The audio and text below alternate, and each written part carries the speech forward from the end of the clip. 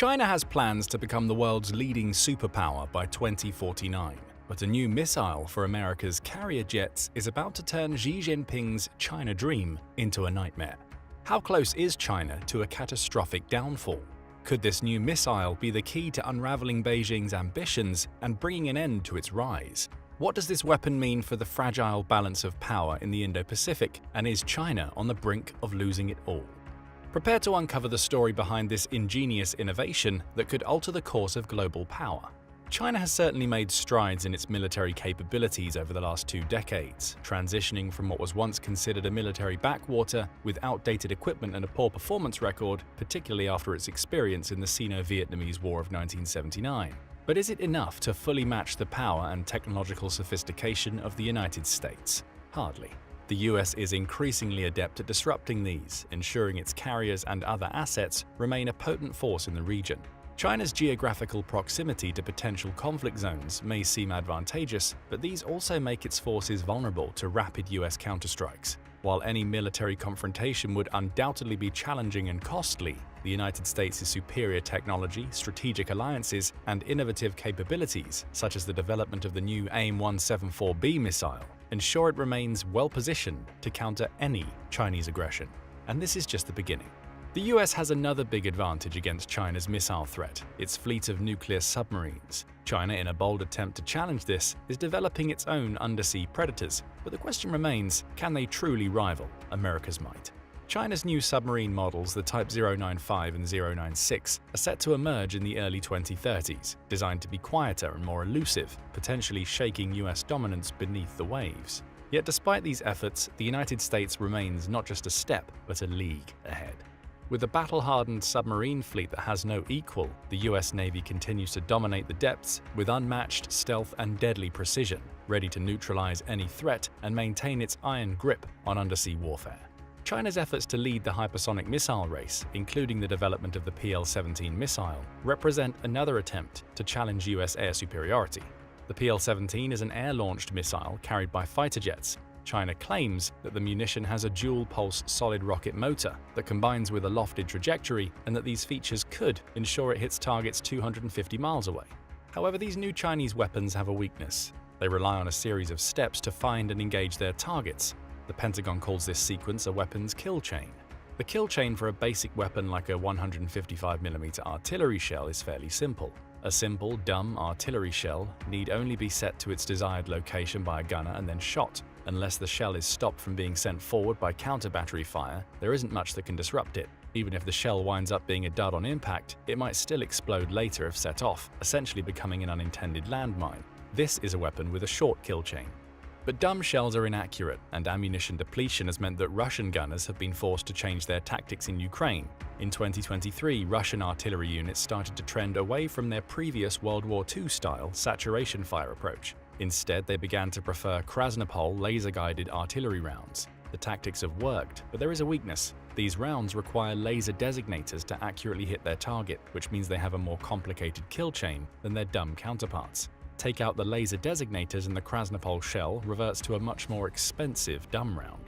A long-range guided missile like the PL-17 has a still more complicated and expensive kill chain. The PL-17 most likely has an active and passive radar guidance system. Passive sensors will be used to detect radar emissions from enemy aircraft, especially AWACS aircraft. The passive sensor is likely combined with target location updates from off-board sensors coming from friendly AWACS aircrafts, ships, or command and control stations during most of the missile's flight path. This guidance ensures the missile keeps flying in the proper direction. It also prevents the target from detecting its presence. Finally, the PL-17 has an active seeker for the final phase of the attack path to hone in on and destroy the target. But if one thing in that sequence goes wrong, the system is knocked out of alignment. If the passive sensor fails, the missile will not be able to find a target. If the active seeker fails, it cannot lock on for the final flight path. If the off-board sensors go down, the missile becomes less accurate and more detectable. Designated targets can take countermeasures from there.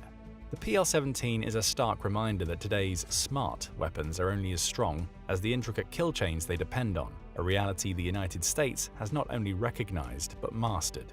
But the United States is also hyped on getting involved in the kill chain disruption game, and recent sightings of FA-18 Super Hornets have revealed them carrying a peculiar weapon. During the 2024 Rim of Pacific RIMPAC exercise, Hawaii-based Super Hornets from the Strike Fighter Squadron 192, based aboard the USS Carl Vinson, were spotted sporting an unusual pair of missiles. Photos revealed that they had blue bands painted on them, indicating that they were not armed with an explosive warhead or live motor. It was their shape that made them so distinguishable. They appeared like aircraft-delivered versions of the SM-6 missile. Raytheon manufactures this missile. It entered service on the US Navy's cruisers and destroyers in 2013 and is designed to be a multi-domain projectile capable of anti-air, anti-ship, and missile defense missions. It has a range of 230 miles and a speed of about Mach 3. The Pentagon has also admitted that the SM-6 has a counter-hypersonic capability. The SM-6 has a solid rocket booster and dual-thrust rocket. It combines these with the nose cone and seeker of the AIM-120 AMRAAM. The AIM-120 seeker gives the SM-6 numerous advantages. The AMRAAM operates in the X-band of radar, which means it has higher resolution than shipboard spy radars. However, because the SM-6 has a larger airframe than the AMRAAM, it can host a larger seeker. The SM-6's active terminal seeker also provides a number of advantages. Most importantly, it can engage targets beyond the range of its host ship's radars. Since these are limited by the ship's power output and the Earth's curvature, the SM-6 gives the US Navy's ships longer reach. The SM-6 is networked with other systems. Other platforms like the Aegis-equipped ships or AWACS aircraft can provide it with remote targeting that's not part of the missile's original launch platform or its onboard sensors. This attribute makes the missile part of the US Navy's Naval Integrated Fire Control Counter-Air Network. For example, a ship can launch the SM-6, an AWACS or F-35 can then guide the missile to a high-value target. These attributes mean the missile is not limited to the sensors of its launch platform or its onboard seekers. The only limitation is its own mechanical qualities. Now, the Navy has adapted the SM-6 for an air-launched role. The new variant is called the AIM-174B. The Navy said in an email to Flight Global that this missile is already operationally deployed. In other words, it's ready for combat. And just like that, the United States now has the world's confirmed longest-range air-launched missile. Its range is 3 times longer than the AMRAAM, longer than China's PL-15, and at least comparable to the PL-17. The AIM-174B's advantage extends beyond its long range. The war in Ukraine has shown how much ammunition matters in a conflict and how fast it can be depleted in high-intensity combat. Getting production lines ready for the AIM-260 is one of the reasons why the new missile will not be deployed in large numbers for the next few years. In contrast, the SM-6 has been in service for over a decade. There is already industrial capacity in place to build and distribute it. The brass at the Pentagon may have gotten the idea to adapt this weapon for airborne launch by watching the Ukrainians, who have made a habit of combining weapon systems and delivery platforms in ways no one expected. For example, shoulder-fired Stinger missiles made some waves early in the war when Ukrainian operators used them to shoot down Russian helicopters. Videos of these occurrences spread quickly on social media. However, Ukrainian troops have since adapted the Stinger to a missile defense role. They've used it to shoot down some of the Russian Kh-101 cruise missiles, which have done so much damage to their cities. The Kh-101 is a subsonic cruise missile designed to fly low in an attempt to evade traditional enemy air defenses. However, these attributes made it a conceivable target for the Stinger. Although it had never been used in the role before, Ukrainian operators proved it was possible. Maybe even more unusually, Ukrainian operators have integrated American Sea Sparrow missiles, designed to protect ships, with their Soviet-era Buk air defense systems. These two systems should have been incompatible, yet the Ukrainians have used them in conjunction to defend against Russian airstrikes. The new combination has gotten the nickname Frankensam. The Ukrainians have proven that seemingly inoperable systems can be used together. With this knowledge, the United States may have been eager to try the same thing as the stakes in the Indo-Pacific region got higher. The air-launched version of the SM-6 would fall into an emerging category of weapon, the quasi-ballistic missile. Traditional ballistic missiles are launched on a high arc and then descend at a steep angle. These arcs give the biggest ones intercontinental ranges. Quasi-ballistic missiles, on the other hand, have shorter range but are more unpredictable and harder for existing missile defense systems to counter. They follow a ballistic trajectory at launch but can change their paths in flight. This makes them ideal weapons for going after high-value targets in tactical situations. The SM-6 and its newer siblings are not as capable in an anti-ship role as the Harpoon because its warhead is a lot smaller, 64 kilograms to the Harpoon's 200. However, the Center for Strategic and International Studies notes that its range makes it ideal for a mission-kill capability. Hardened ships might be able to withstand a hit from a 64-kilogram warhead, but a precise strike can destroy critical systems and make the ship inoperable for the duration of a mission.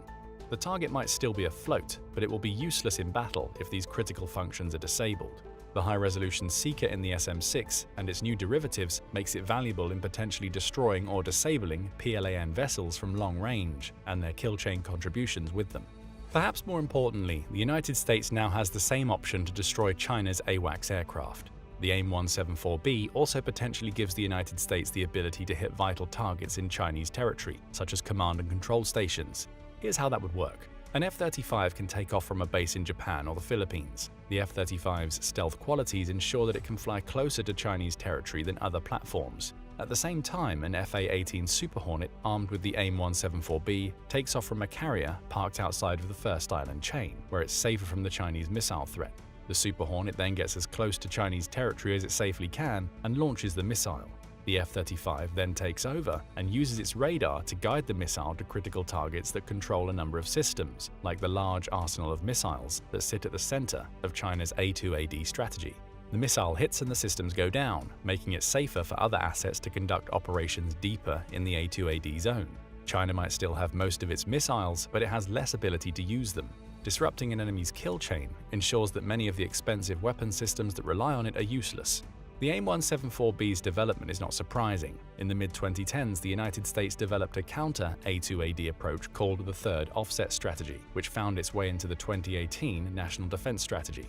The 2018 NDS was influential in shaping future, great power competition-based security policy in Washington. The central premise of the Third Offset Strategy is to ensure that the United States can blunt the impact of A2AD technologies and continue to project power into the zone these technologies are supposed to cover. For example, the seas and skies of the first island chain would be the area where a conflict would take place between the United States and China. This means the US would need to fight thousands of miles away from its homeland, while China has the benefit of being close to its territory under the protective umbrella provided by its missile stockpile. However, if the United States disrupts the kill chain those missiles rely on, it would prevent its casualties from ballooning too much while making reinforcement and resupply easier. The United States military would therefore confidently move inside the A2AD area, while China's power becomes more contained. The AIM-174B's range and versatility makes it an important tool for the United States to carry out this strategy. So far, the missile has only been spotted on the F/A-18 Super Hornet. It's not known if other aircraft, like the F-35, will be capable of carrying it. Since it was designed for use on a ship, it might be too large, at a length of 6.55 meters, to fit into the Lightning II's internal weapons bay. This is about twice the length of the AMRAAM, for example. The F-35 might not be able to carry this weapon internally, which would compromise its stealth profile. However, it does seem likely that land-based fighters like the F-15EX, the so-called missile truck, and F-16 will carry it soon too. The AIM-174B's arrival also now leaves the possibility open that the United States' coming 6th-generation fighters, the NGAD and the F/A-XX, will be designed to carry the AIM-174B and others like it while maintaining their stealth profiles, enabling an even more powerful anti-kill chain platform. Despite its progress in the last 25 years, China still cannot engage the United States military in a head-to-head confrontation. To increase its influence in the region, China relies on its geographical advantage and technologies that would fortify that advantage. However, every technology has constituent parts that need to function in order for it to fulfill its mission. The AIM-174B represents a significant step forward for the United States in disrupting the kill chain China needs to effectively maintain its A2AD zone. The war in Ukraine again provides a preview of what the United States may be aiming for with the AIM-174B and weapons like it. After unilaterally annexing it in 2014, Russia heavily fortified Crimea with air defense systems, radars, and routine patrols from AWACS aircraft and ships from the Russian Navy. Aside from the Korean DMZ, it was arguably the most heavily fortified area in the world. However, Ukraine has targeted these kill chain constituents with strikes from missiles, drones, and special operations teams, notably destroying 2 of Russia's A-50 AWACS aircraft and heavily damaging a third in the early part of the year. The result is that Russia's grip on Crimea has steadily loosened, and Ukraine has conducted more and more daring operations on the peninsula, which is the linchpin of Russia's invasion. The United States has been studying Ukraine's operations and hopes that the AIM-174B will be able to do something similar in the event that conflict broke out in the Indo-Pacific. With each successful use and destruction of a high-value kill chain asset, its forces can move more boldly into China's weakening A2AD zone. Countering an invasion of Taiwan, for example, would be costly under current conditions. Destroying China's AWACS aircraft, command centers, and surface vessels would reduce its effective firepower and allow the United States to more confidently use its air and sea power in combined operations to throw the invasion back across the strait. Toward the end of the 20th century, war planners hoped to save ammunition by developing more accurate weapons, effective at longer ranges. They succeeded in their goal, but opened a new vulnerability by introducing complicated supply chains and kill chains into the equation. In future conflicts, the most important race may not be who can strike accurately first, but who can prevent the enemy from doing so by disrupting the kill chain. The advent of the AIM-174B shows that this is a race the United States is determined not to fall behind in. With innovation, it's found new uses in older weapons. What do you think about the AIM-174B? How will it affect the balance of power in the Indo-Pacific region? Don't forget to let us know in the comments. Also, make sure to hit the like button and subscribe to support the channel and for more military analysis from military experts. Now go and check out Japan Shocks China by revealing 5 never-before-seen weapons, or click this other video instead.